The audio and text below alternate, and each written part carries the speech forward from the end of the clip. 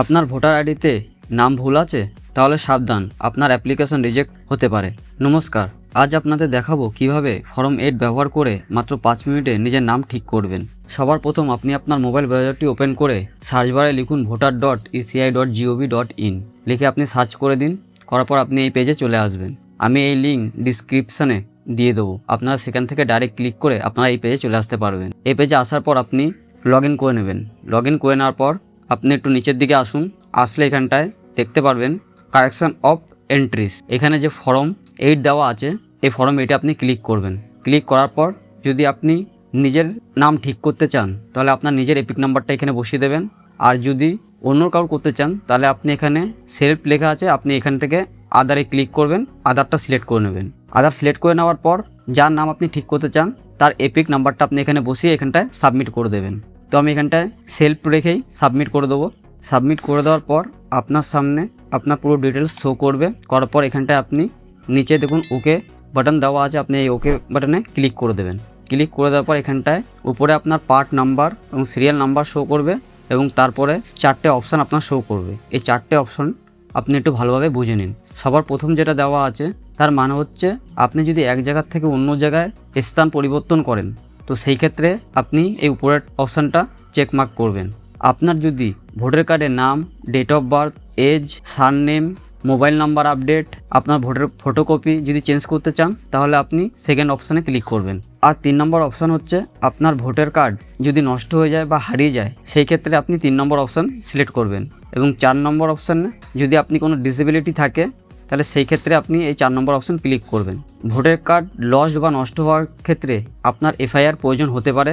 আর ডিসেবিলিটির ক্ষেত্রে আপনাকে disability certificate show করাতে হতে পারে। তো আমরা যেহেতু নাম চেঞ্জ করব সেহেতু আমরা এখানটা সেকেন্ড অপশানে ক্লিক করব, correction of entry in existing electoral role.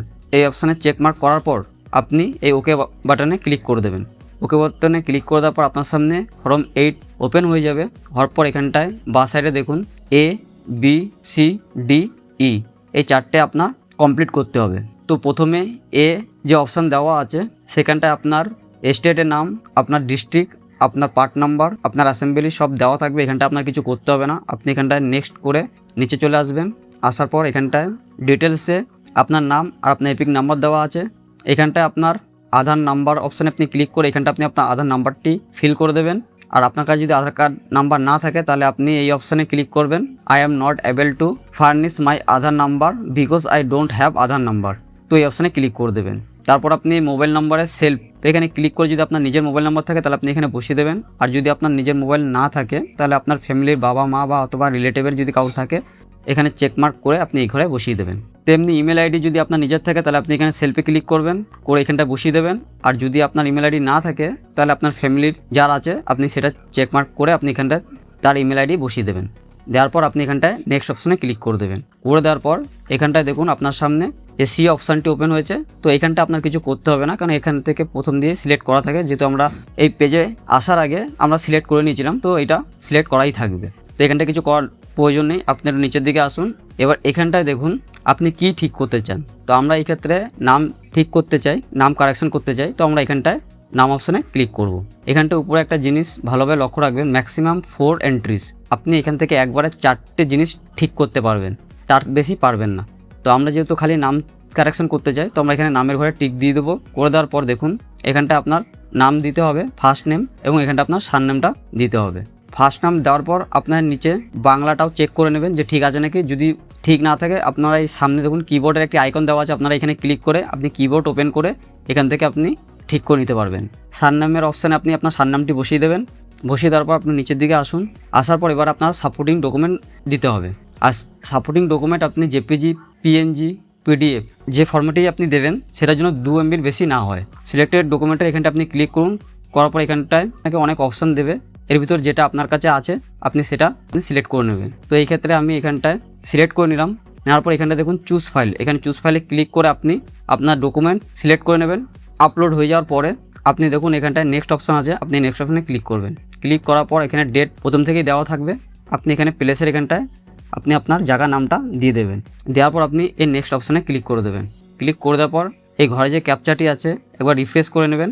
করে নেওয়ার পর এই বক্সে আপনি ক্যাপচারটা দেখে ফিল করে দেবেন। দেওয়ার পর আপনি এখানে দেখুন নিচে প্রিভিউ অ্যান্ড সাবমিট এই অপশানে আপনি ক্লিক করে দেবেন। করার পর আপনার পুরো ফর্মটি শো করবে যে আপনি কী চেঞ্জ করছেন। দেখুন এখানে সর্বপ্রথমে আমরা সেই প্রথমের দিকে যে correction of entire in existing electoral roll সেটা টিকমার্ক আছে। তারপর একটু নিচের দিকে আসুন, আমরা যেহেতু নাম ঠিক করতে চাই এইখানে দেখুন নামের ঘরে টিকমার্ক আছে। তো আপনারা এই ফর্মটা ভালোভাবে একবার চেক করে নেবেন, কোথাও ভুল হলে আপনারা আবার ব্যাকে গিয়ে ঠিক করতে পারবেন। করে নেওয়ার পর নিচে দেখুন এখানটায় সাইন অ্যান্ড সাবমিট এই অপশানে আপনি ক্লিক করবেন। ক্লিক করার পর এখানটা দেখুন are you sure want to submit this form, তো আপনি এখানটায় ইয়েস অপশানে ক্লিক করে দেবেন। কিন্তু আমি এই ক্ষেত্রে ইয়েস অপশানে ক্লিক করব না, আপনাদের ফর্মটা ফিল কীভাবে করতে হয় সেটা দেখানোর জন্য আমি বলছি। আপনি এই ইয়েস অপশানে ক্লিক করার পর আপনার সামনে আধার অথেন্টিকেশন পেজ ওপেন হবে, সেখানটায় আপনি ওটিপির মাধ্যমে অথেন্টিকেশন করে সাবমিট করে দিতে পারবেন। করে দিলে আপনার একটা রেফারেন্স আইডি দেওয়া হবে, সেটার মাধ্যমে আপনি পরে স্ট্যাটাস চেক করতে পারবেন। এবার বলবো কিছু কমন মিস্টেক যে ভুলগুলো আপনারা করবেন না, আর সেগুলি হলো spelling mismatch. Form fill up করার সময় আপনি বানাম ঠিক মতন দেখে নেবেন, ডকুমেন্ট আপলোড ঠিক মতন দেখে করবেন, আর ভুল ফর্ম সিলেক্ট করবেন না। ভুল করেন তাহলে আপনার অ্যাপ্লিকেশন পেন্ডিং অথবা আন্ডার এডুকেশনে আটকে যেতে পারে। সাবমিট করার পর আপনি স্ট্যাটাস চেক করতে পারবেন যে রেফারেন্স আইডি আপনাকে দেওয়া হবে তার মাধ্যমে। কিছুদিনের মধ্যে ভেরিফিকেশন হয়ে যায়, আর যদি অ্যাপ্রুভ হয় তাহলে আপনার নাম আপডেট হয়ে যাবে, আর না হলে কারেকশন আবার করতে হবে। এইভাবে খুব সহজে আপনি নিজের ভোটার আইডির নাম ঠিক করতে পারবেন। ভিডিওটি কাজে লাগলে লাইক, কমেন্ট, শেয়ার করুন, আর এমন ইম্পর্টেন্ট আপডেট পেতে চ্যানেলটি সাবস্ক্রাইব করতে ভুলবেন না। ধন্যবাদ।